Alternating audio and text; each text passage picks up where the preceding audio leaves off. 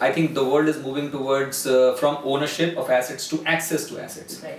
Starting with as low as say 5,000 rupees EMI or SIP, not EMI, yeah. SIP, gradually taking it up, but doing it as soon as possible and just doing it, doing it every month after month after month.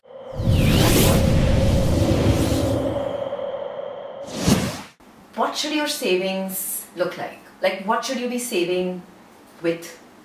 So I think if I were to put a number to it, then I think when you are starting to earn money, starting with your first job, your target should be to save at least 10% of your net take-home salary. Right. How much to invest in fixed deposit and bonds versus how much to invest in equity markets is a very personal choice. But what I assume is that any money that you need in the next 4 to 5 years, small part of that money should be in stock markets. Okay. But any money that you need beyond 5 years or long term, maybe 15 years, 20 years, right, for your own retirement or for your child's education, if you want to fund that, almost 100% of that money should be in stock markets through mutual funds or through stocks if you can really pick stocks. But go through mutual funds, select good quality mutual funds and invest over there. So this is a simple one-page kind of a financial plan that everyone can follow. Please look at stock markets as a way of investing in businesses, and businesses are for the long term, not for the short term. You are not playing the casino.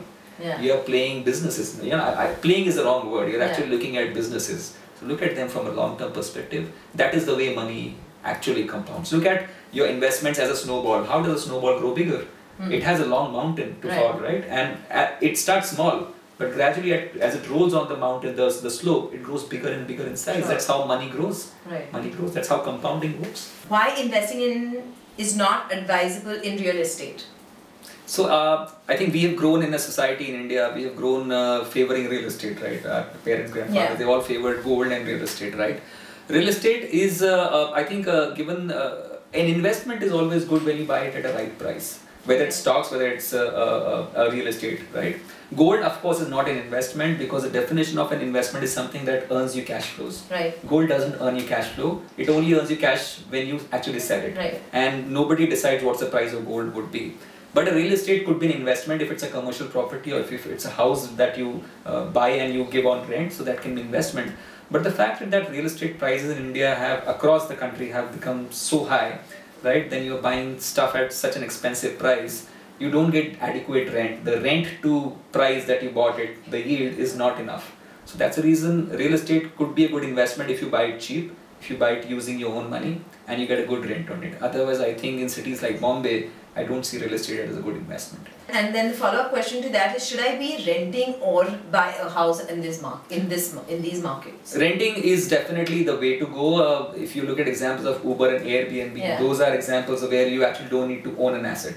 So rather, I think the world is moving towards from ownership of assets to access to assets.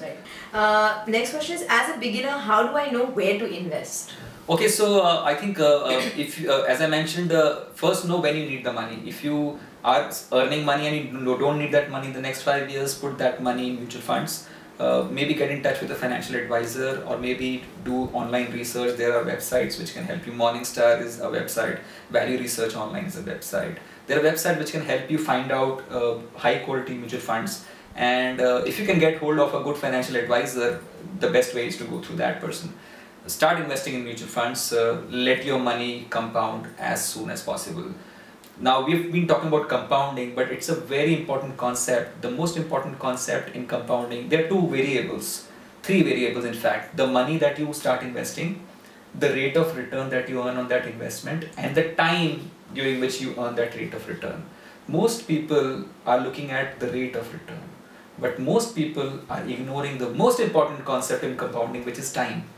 Right? Just to give you an example, if you were to grow your money 100 times in 25 years, right, 1 rupee becomes 100 rupees in 25 years, you need 20% annual rate of return. You don't need 50%, you need 20% annual rate of return for 25 years. First 20 years will take you from 1 to 40. From 40 to 100, which is the 60 part, comes in the last 5 years.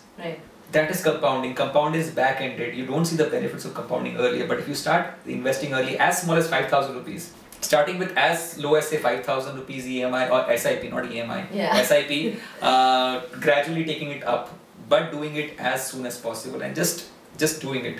Doing it every month after month after month. Okay, somebody's asked, what are the risks involved in investing?